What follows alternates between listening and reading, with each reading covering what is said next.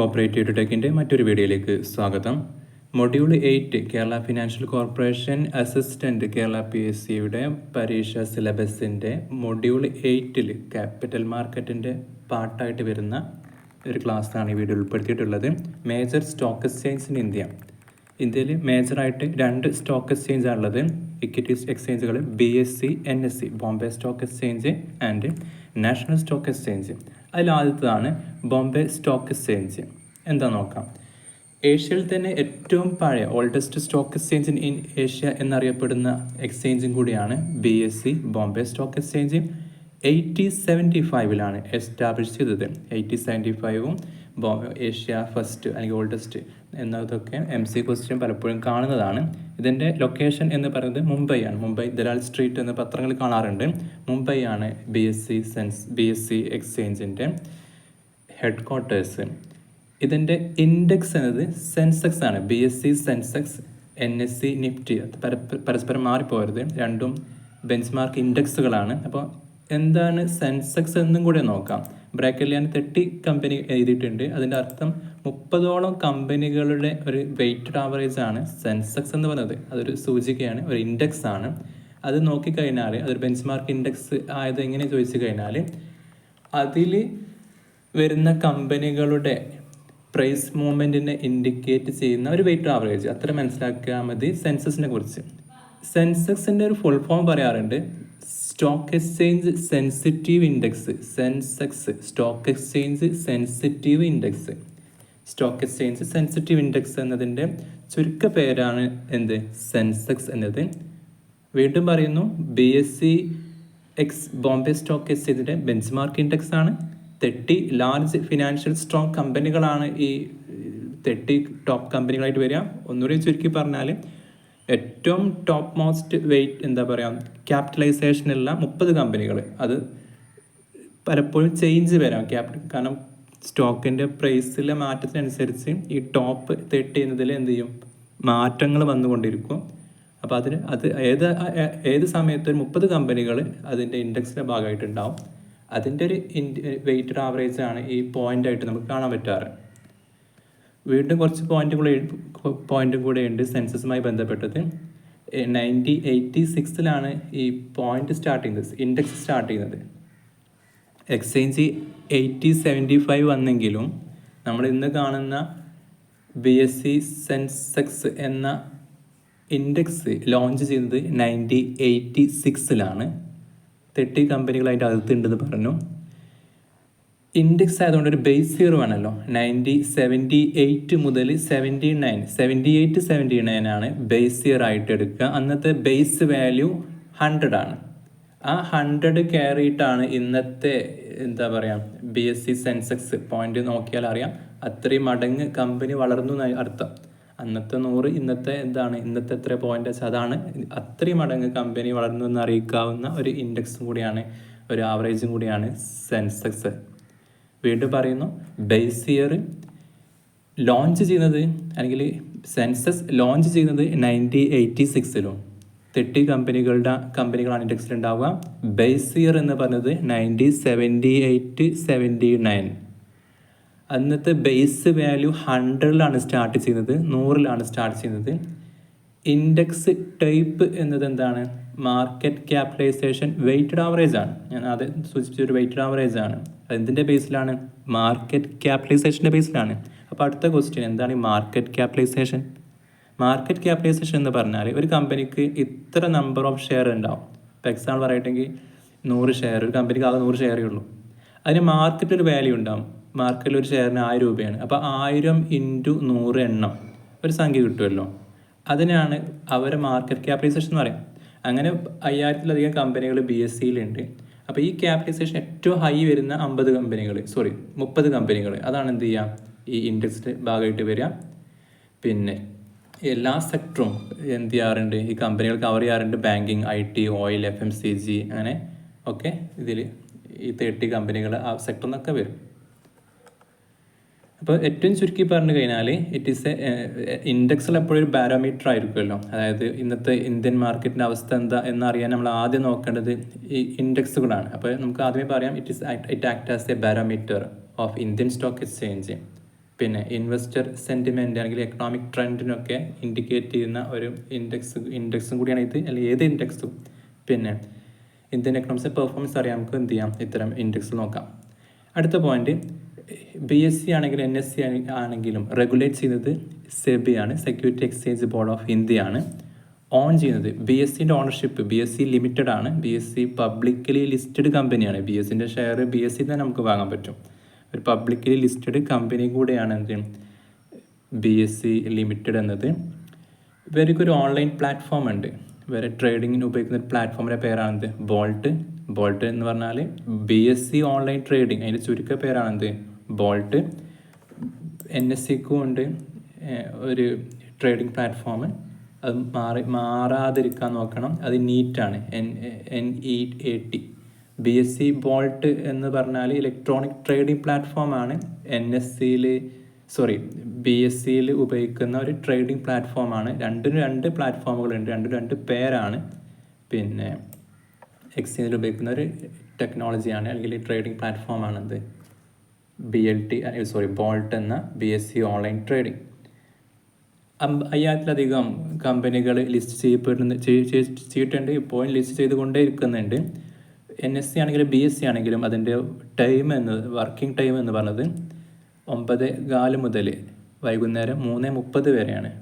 തിങ്കൾ മുതൽ വെള്ളി വരെ, Monday to Friday. Saturday Sunday ഒക്കെ എന്താണ്, അവധിയാണ്. മറ്റ് പൊതു അവധികൾ, എല്ലാ അവധികളും ബാധകമല്ല, വരെ ലിസ്റ്റ് ചെയ്തിട്ടുണ്ടാവും. മിക്ക ലോക്കൽ നമ്മളറിയാത്ത ബോംബെയിലുള്ള ലോക്കൽ അവധി പോലും ഒരു പക്ഷേ എന്തായിരിക്കും എക്സ്ചേഞ്ചിന് അവധിയായിട്ടുണ്ടാവും. മുൻകൂട്ടി അത് ലിസ്റ്റ് ചെയ്യാറുണ്ട് ഏതൊക്കെയാണ് അവധി ദിവസങ്ങളെന്നൊക്കെ. 9 മണി മുതലാണ് എക്സ്ചേഞ്ച് സ്റ്റാർട്ട് ചെയ്യുക. പക്ഷേ 9 മണി മുതൽ 9:15 വരെ നമുക്ക് ട്രേഡിംഗ് നടക്കില്ല. അത് പ്രീ ഓൺലൈൻ സെഷൻ എന്നാണ് പറയാറ്, ട്രേഡിംഗ് സെഷൻ എന്നാണ് പറയാറ്. 9:15 മുതൽ 3:30 വരെ ആണ് എന്ത് ട്രേഡിംഗ്, ബൈ സെൽ ഒക്കെ നടത്താൻ കഴിയുള്ളൂ. നമുക്ക് ഫീച്ചേഴ്സ് പറഞ്ഞിട്ട് അടുത്തതിലേക്ക് പോകാം. ഫസ്റ്റ് സ്റ്റോക്ക് എക്സ്ചേഞ്ച് ആണ് to be recognised by government of India. 1957 recognise ചെയ്ത സർക്കാർ. First in India to launch internet trading. 2000 internet trading launch ചെയ്തത് ആലോചിച്ചാൽ അത് BSE ആണ് ഫസ്റ്റ് ഇൻട്രൊഡ്യൂസ് ചെയ്തത്. ഓഫർ ട്രേഡിംഗ് ഇൻ ഇക്വിറ്റി, ഡെപ്റ്റ്, ഡെറിവേറ്റീവ്, മ്യൂച്വൽ ഫണ്ട് ഒക്കെ നമുക്ക് എന്ത് ചെയ്യാൻ പറ്റും, BSE വഴിയിട്ട് ട്രേഡ് ചെയ്യാൻ പറ്റും, ബൈ സെൽ ചെയ്യാൻ പറ്റും. ഇക്വിറ്റീസ് പറയുമ്പോൾ ഷെയറുകൾ പറ്റും, ഡെപ്റ്റ് ഇൻസ്ട്രുമെൻറ്റുകൾ പറ്റും, ഡെറിവേറ്റീവ്സ്, ഫ്യൂച്ചേഴ്സ്, ഓപ്ഷൻസ്, പിന്നെ മ്യൂച്വൽ ഫണ്ടുകളും എന്ത് ചെയ്യാം, എക്സ്ചേഞ്ചുമായിട്ട് ട്രേഡ് ചെയ്യാം. ഇനി പറയേണ്ട രണ്ടാമത്തെ popular Indian exchange, stock exchange NSE ആണ്. രണ്ടാമത്തെ സ്ഥാനം കൊണ്ട് പറഞ്ഞല്ല, നമുക്ക് പറയേണ്ടത് രണ്ടാമത്തെ ഉദ്ദേശിച്ചത് നാഷണൽ സ്റ്റോക്ക് എക്സ്ചേഞ്ച്. സാധാരണ ട്രേഡിംഗ് ഏറ്റവും കൂടുതൽ നടക്കുന്നത് NSEയിലാണ് പറയാറ്. ആദ്യത്തെ എക്സ്ചേഞ്ച് BSE ആണെങ്കിൽ പോലും NSE എന്ന ചുരുക്ക പേരിൽ അറിയപ്പെടാറുണ്ട്. NSE, national stock exchange. 1992 എന്ത് ചെയ്യുന്നത്, എസ്റ്റാബ്ലിഷ് ചെയ്യുന്നത്. അങ്ങനെ പക്ഷേ അതിൻ്റെ ഓപ്പറേഷൻ സ്റ്റാർട്ട് ചെയ്യുന്നത് 1994. 1992 1994 ചോദിക്കാവുന്ന ക്വസ്റ്റ്യൻസ് ആണ് ചോദിച്ചിട്ടുണ്ട്. 1992 പലപ്പോഴും കാണാറുണ്ട് എന്നാണ് എക്സ്ചേഞ്ച് സ്റ്റാർട്ട് ചെയ്തത്. ഇതിൻ്റെ ലൊക്കേഷൻ മുംബൈ ആണ്. NSE BSE ആണെങ്കിൽ ലൊക്കേഷൻ മുംബൈ തന്നെയാണ്. NSEൻ്റെ ഇൻഡെക്സ് നിഫ്റ്റി ആണ്. നാഷണൽ 50 എന്ന ചുരുക്ക പേരിൽ എന്നതിൻ്റെ ചുരുക്കമാണ് എന്ത്, നിഫ്റ്റി എന്നത്. ബ്രാക്കറ്റിൽ കാണാം 50. ആ 50 തന്നെയാണ് എന്ത് ഇതിൽ ഉൾപ്പെടുന്ന കമ്പനികൾ. പിന്നെ അപ്പോൾ NSEയിൽ 30 കമ്പനികളും, സെൻസെക്സിൽ 30 കമ്പനികളും നിഫ്റ്റിയിൽ 50 കമ്പനികളുമാണ്. 50 ഒരിക്കലും മാറില്ല, കാരണം നാഷണൽ 50 ആണല്ലോ, അതിൻ്റെ ഷോർട്ട് ഫോം ആണല്ലോ. അപ്പോൾ Nifty 50 is the benchmark index of NSE. മാത്രമല്ല ഇതിൽ എത്ര കമ്പനിയുള്ളത്, 50 എന്ന് പറയുമ്പോൾ ടോപ്പ് 50 ലാർജ് ക്യാപ് കമ്പനികൾ NSEയിലുള്ള കമ്പനികളുടെ ഇൻഡെക്സ് ആയിട്ടാണ് എന്ത് വരിക, നിഫ്റ്റി 50 വരിക. പിന്നെ jointly owned by NSE indices limited എന്ന ഒരു NSEൻ്റെ സബ്സിഡിയറി ഉണ്ട്, അവരാണ് എന്ത് ചെയ്തത് ഇത് മാനേജ് ചെയ്യുന്നത്. ഈ ഇൻഡെക്സ് ലോഞ്ച് ചെയ്യുന്നത് 1996. നിഫ്റ്റി 50 ലോഞ്ച് ചെയ്യുന്നത് 1996 50 കമ്പനികൾ. നമ്പർ ഓഫ് കമ്പനീസ് എത്രയാണ്? 50 ഇവിടുത്തെ ബേസ് ഇയർ 1995 ബേസ് വാല്യൂ നേരത്തെ BSCക്ക് 100 ആയിരുന്നു, ഇവിടെ 100 അല്ല 1000 ബേസ് ഇയർ 1995 ബേസ് വാല്യൂ 100 ഇവിടുത്തെ ഇൻഡെക്സിൻ്റെ ടൈപ്പ് എന്താ ചോദിച്ചാൽ ഫ്രീ ഫ്ലോട്ട് മാർക്കറ്റ് ക്യാപിറ്റലൈസേഷൻ എന്നാണ് പറയാറ്. 13ഓളം സെക്ടറുകൾ, ബാങ്കിങ്, IT, FMCG, എനർജി എന്നൊക്കെ പറഞ്ഞിട്ട് സെക്ടറുകൾ റെപ്രസെൻറ്റ് ചെയ്യുന്നുണ്ട് ഈ ഇൻഡെക്സ്. സെമി ആനുവലി അല്ലെങ്കിൽ ഓരോ 6 മന്തിൽ എന്ത് ചെയ്യും, അത് അപ്ഡേറ്റ് ചെയ്യും.